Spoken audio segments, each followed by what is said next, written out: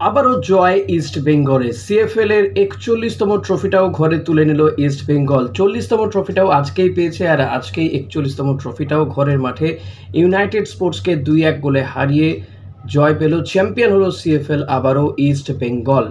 জয় east Bengal প্রত্যেককে অতি অবশ্যই বলবো, তবে আজকের ম্যাচটা ইউনাইটেড স্পোর্টসের বিরুদ্ধে ঘরের মাঠে কিন্তু অতটা সহজ ছিল না।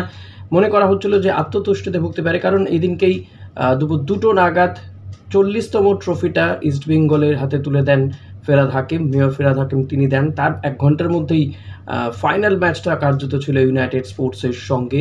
এই সিজনে ইস্ট বেঙ্গল ২টো ম্যাচে হেরে গিয়েছিল, কিন্তু আগের সিজনে আনবেটেন ছিল ইস্ট বেঙ্গল এবং সেই অবস্থায় তারা চ্যাম্পিয়ন হলো। পরপর দুবার চ্যাম্পিয়ন হলো এবং ডেভিড একটা রেকর্ড করেছে, পরপর ৩বার সে সিএফএল চ্যাম্পিয়ন হয়েছে মোহামেডানের হয়ে এবং ইস্ট বেঙ্গলের হয়ে পরপর দুবারই সে চ্যাম্পিয়ন হয়েছে। আজকের ম্যাচেও কিন্তু ডেভিডের একটা গোল রয়েছে। প্রথম গোলটা ৩৬ মিনিটে ডেভিডই করে ইস্ট বেঙ্গলের হয়ে। এরপরে সেকেন্ড হাফে সমতায় ফেরে ইউনাইটেড স্পোর্টস এবং তার কয়েক মিনিটের মধ্যেই শ্যামল বিশ্বাস। নিঃসন্দেহে আজকের ম্যাচটা উপভোগ্য ম্যাচ, এবং ম্যাচের পরে, জয়ের পরে তো একেবারে মশাল জ্বলে যায়। প্রচুর দর্শক উপস্থিত হয়েছিল, যদিও ফ্রি ছিল এন্ট্রি এবং কোনো পয়সা লাগেনি, তাই প্রচুর দর্শক উপস্থিত হয়েছিল। সোমবার দিন, সপ্তাহের প্রথম দিন এভাবে মাঠে দর্শক হবে আমার মনে হয় না। বিনো জর্জরাও বুঝতে পেরেছিলেন, তবে বিনো জর্জ আহ্বান জানিয়েছিলেন এবং যোগ্য দল হিসেবেই কিন্তু ইস্ট বেঙ্গল চ্যাম্পিয়ন হয়েছে। কিছুটা সময় সেকেন্ড হাফে কিছুটা সময় ইউনাইটেড স্পোর্টস আক্রমণ করে, প্রচুর আক্রমণ তোলে তারা, কিন্তু গোল পায়নি। শেষমেশ অমিতের গোলে, ইউনাইটেড স্পোর্টসের অমিতের গোলটা হয়ে যাওয়ার পর বরং ইস্ট বেঙ্গল আরও বেশি চার্জড আপ হয়ে যায় এবং তারপরেই তারা সেকেন্ড গোলটা করে ফেলে। ইস্ট বেঙ্গলের গোলকিপার গৌরব শাহ, তিনি একটা ভালো সেভ করেছেন, নাহলে সেটা গোল হয়ে যেতে পারত। গৌরব শাহর যে সেভটা, বিনো জর্জের কৃতিত্ব তো দিতেই হবে।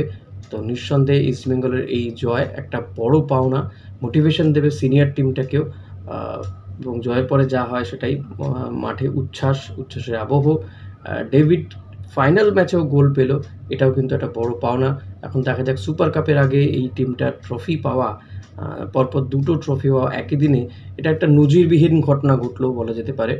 তো এরকম অবস্থায় যে ট্রফিটা আসবে সেটা বোধহয় কেউই ভাবতে পারেনি, এবং এরকমও যে হতে পারে বিশ্ব ফুটবলে এরকম কখনো হয়েছে কিনা আমারই জানা নেই। তো আমার মনে হয় কারোরই জানা নেই। পল্লব দ্বারাও বলছিলেন, মানে কমেন্টেটাররা, যে এরকম ঘটনা আগে কখনো ঘটেছে কিনা। তো সেলিব্রেশন ডে, তো ইস্ট বেঙ্গল সমর্থকদের প্রত্যেককে শুভেচ্ছা জানাবো। সেলিব্রেট হোক আজকের দিনটা। আবারও হয়তো খেলা শুরু হবে আইএফএ শিল্ডে। এই টিমটার আমার বেশ কিছু প্লেয়ারকে নিয়েই খেলবে ইস্ট বেঙ্গল। তারপরে সুপার কাপের জন্য প্রস্তুতি করছে সিনিয়র টিমটা, প্রস্তুতি নিচ্ছে সিনিয়র টিম। তো এই সিজনটা কিন্তু ভালো শুরুয়াত হয়েছে, এটা বলা যেতে পারে।